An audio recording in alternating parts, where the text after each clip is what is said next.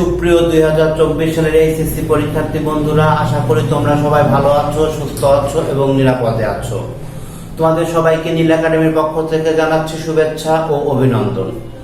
তোমাদের পরীক্ষা খুব সন্নিকটে এসে গেছে, হাতে কিন্তু আর সময় নেই। পড়ালেখায় একটু সবাইকে মনোযোগ দিতে হবে।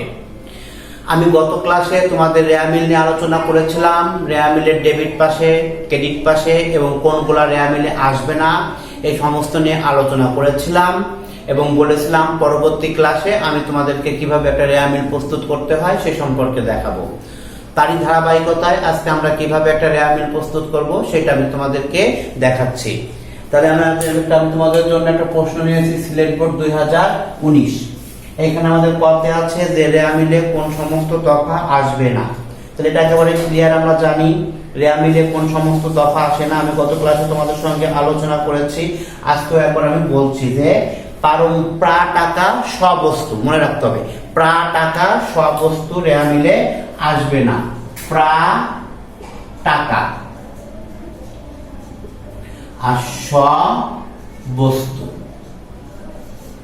এই দুইটা জিনিস আমাদের রেয়ামিলে আসবে না, প্রা টাকা আর সবস্তু। তাহলে এখন আমরা একটু প্রশ্নটা থেকে খুঁজে নিই, দেখি কোনগুলো আমাদের রেয়ামিলে আসবে না। তাহলে প্রথমে তুমি একটু হেড দিবা যে রেয়ামিলে অন্তর্ভুক্ত হবে না তার মোট পরিমাণ নির্ণয়। রেয়ামিলে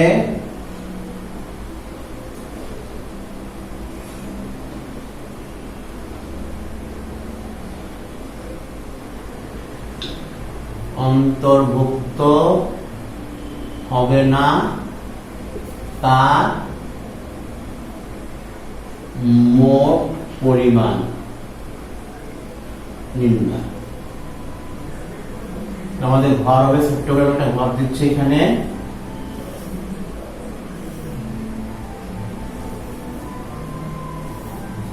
বিবরণ টাকা টাকা।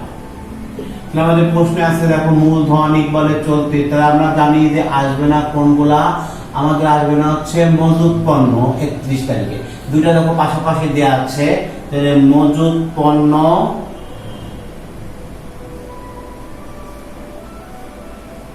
31/12/18, যাকে বলা হচ্ছে সমাপনী মজুদ পণ্য 14,600। আর আছে আমাদের নগদ তহবিল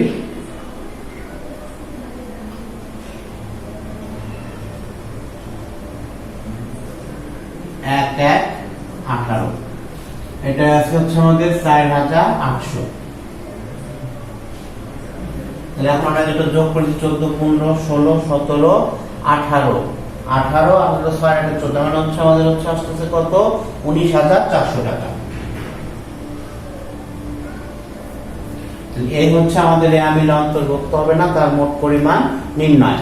এখন আমি একটা তোমাদেরকে রেয়ামিল করব, কিভাবে রেয়ামিল করতে হয় সেটা দেখিয়ে দিব।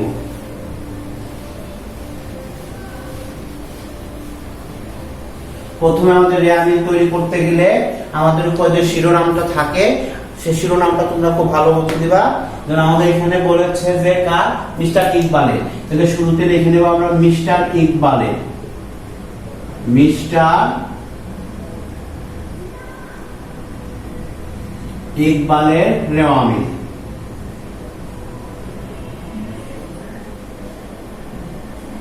তারপর আমাদের সাল থাকলো 2018 সালের 31শে ডিসেম্বর তারিখে, 2018 সালের 31শে ডিসেম্বর।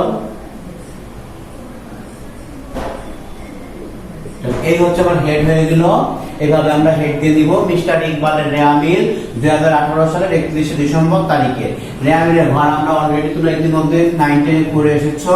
রেয়ামিল হচ্ছে আমাদের 5টা ছক থাকবে। রেয়ামিলের প্রথম ছকটা আমাদের থাকবে হচ্ছে ক্রমিক নম্বর, তারপর থাকবে আমাদের হচ্ছে বিবরণ বা হিসাবের নাম, তারপরে থাকবে আমাদের হচ্ছে খতিয়ান পৃষ্ঠা, ডেবিট টাকা আর থাকবে ক্রেডিট টাকা। এই হচ্ছে আমাদের রেয়ামিলের ঘর। 5টা ঘর থাকবে আমাদের রেয়ার মিলে। প্রথম করে আমরা লিখব হচ্ছে ক্রমিক নম্বর,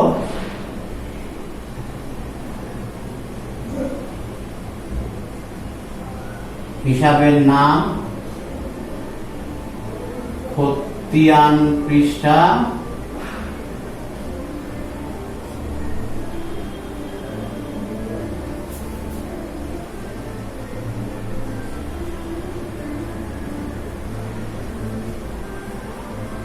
এই হচ্ছে আমাদের রেয়ার মিলের সব রেডি। তাহলে আমরা এখন বসাই।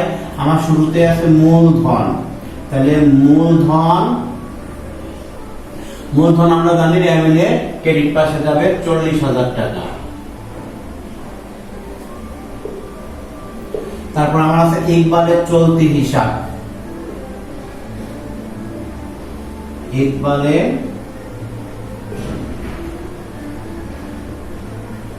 চলতি হিসাব, ইকবালের চলতি হিসাব হবে ডেবিট 7,100। তারপর আমাদের আছে প্রাপ্য হিসাব,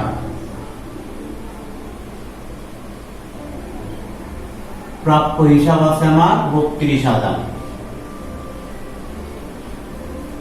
তারপর আছে অনাদায়ী পাওনা সঞ্চিতি। আমি গত ক্লাসে বলেছি সকল প্রকার সঞ্চিতি হবে ক্রেডিট, শুধু পাওনাদারের বাট্টা সঞ্চিতি বাদে। অনাদায়ী পাওনা সঞ্চিতি, অনাদায়ী পাওনা সঞ্চিতি ক্রেডিট হবে আমাদের 1,050 টাকা। তারপর আছে প্রদেয় হিসাব,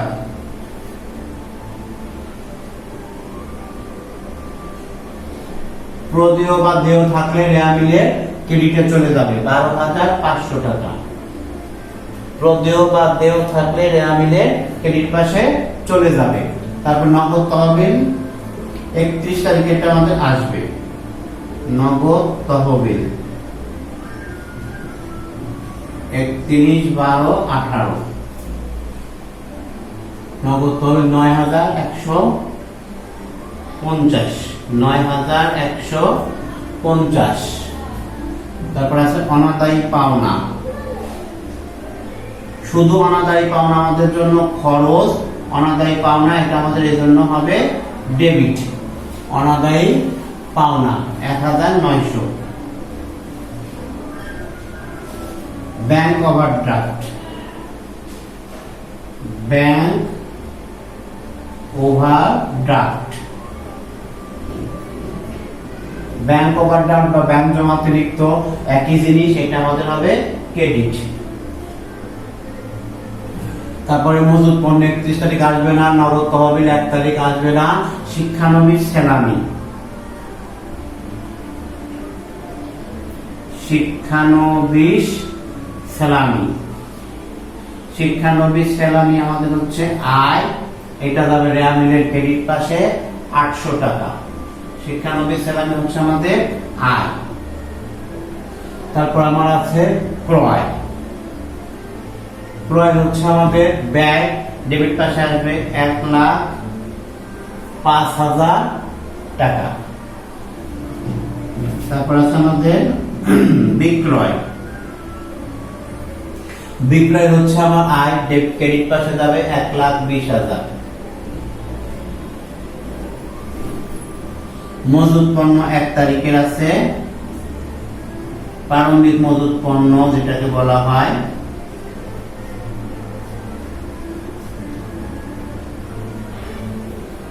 ডেবিট পাশে আসবে 15,000। অগ্রিম প্রাপ্ত ভাড়া, অগ্রিম প্রাপ্ত ভাড়া আমরা জানি প্রাপ্ত থাকলে আমাদের রেয়ার মিলের ক্রেডিট পাশে চলে যাবে 3,400 টাকা অগ্রিম প্রাপ্ত ভাড়া। তারপর আমাদের আছে বিনিয়োগের বকেয়া সুদ, শুধু বিনিয়োগের সুদ হচ্ছে আমাদের আয়, আর বিনিয়োগের বকেয়া সুদ থাকলে এটা সম্পদ হয়ে যাবে, তাহলে ডেবিট পাশে বসবে। বিনিয়োগের বকেয়া সুদ তাহলে হচ্ছে এটা আমাদের ডেবিট পাশে চলে আসবে, কারণ বকেয়া লেখা আছে মানে এটা সম্পদ। শুধু বিনিয়োগের সুদ আয় আর যদি বিনিয়োগের বকেয়া সুদ থাকে তাহলে সেটা আমাদের হয়ে যাবে সম্পদ। তাহলে আমরা মোটামুটি সব আইটেম বসানো শেষ। এখন আমার হচ্ছে যোগ করার পালা। আমরা যোগ করে দেখি আমার কত আসে।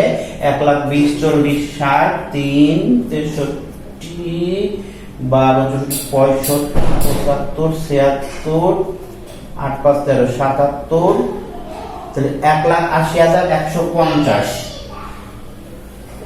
ক্রেডিট পাশে আমি যোগ করলাম 1,80,150। ক্রেডিট পাশে যোগ করলাম 1,80,150। ডেবিট পাশেও আমার 1,05,000, 10, 25, 9, 150। ডেবিট পাশে আমার সেম আসলো 1,80,150। তাহলে আমার রেয়ামিল দুই পাশ পুরোপুরি মিলে গিয়েছে। তাহলে আমার আর অনিশ্চিত হিসাব আনার দরকার নাই। খেয়াল রাখতে হবে আমাদের রেয়ামিল যদি না মিলে আমাদের অবশ্যই দুই পাশের যোগফল মিলিয়ে দিতে হবে। সেই ক্ষেত্রে আমাদের যেই পাশে কম থাকবে সেই পাশে আমাদের একটা হিসাব দিতে হবে অনিশ্চিত হিসাব বলে। অনিশ্চিত হিসাব নিয়ে আমি তোমাদের সঙ্গে পরবর্তী ক্লাসে আলোচনা করব এবং পরবর্তী ক্লাসে আমি তোমাদের সাথে চলতি সম্পদ, চলতি দায়, মুনাফা জাতীয় আয় ব্যয় এইগুলো নিয়ে আলোচনা করলে রেয়ামিল ক্লাসটা আমার পুরোপুরি সম্পূর্ণ আশা করি তোমরা বুঝবে। যদি আমার ভিডিওটা ভালো লাগে তাহলে অবশ্যই আমার চ্যানেলটাকে সাবস্ক্রাইব করে আমার সাথে থাকবে। তোমরা সবাই ভালো থাকবে।